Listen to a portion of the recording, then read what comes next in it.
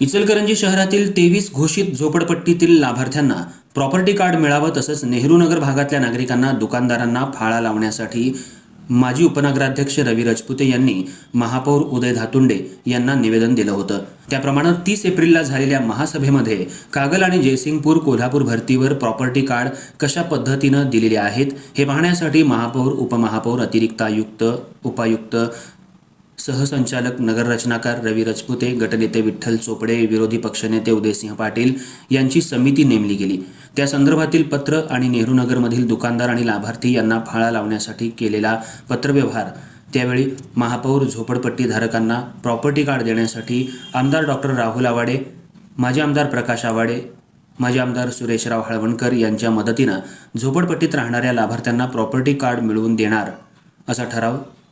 पारित करण्यात आला। त्यावेळेला महापौर, उपमहापौर, गटनेते विठ्ठल चोपडे, माजी उपनगराध्यक्ष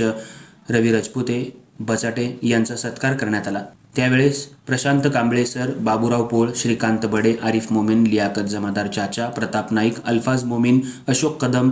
शामराव नाईक, याकूब मोमीन, संजय सूर्यवंशी, विश्व, शहानूर जमादार, अविनाश हेगडे, सागर महादेव कांबळे, अरुणा ऐवळे, समीर मोमीन, रमेश कांबळे, श्रीनिवास फुलपाटी, उत्तरेश्वर कांबळे, पांडुरंग आयशाळ, अप्पा कांबळे, सचिन नैसुरे, जगन्नाथ सुनप्पल्ली, कुणाल जावळे आदी मान्यवर यावेळी उपस्थित होते।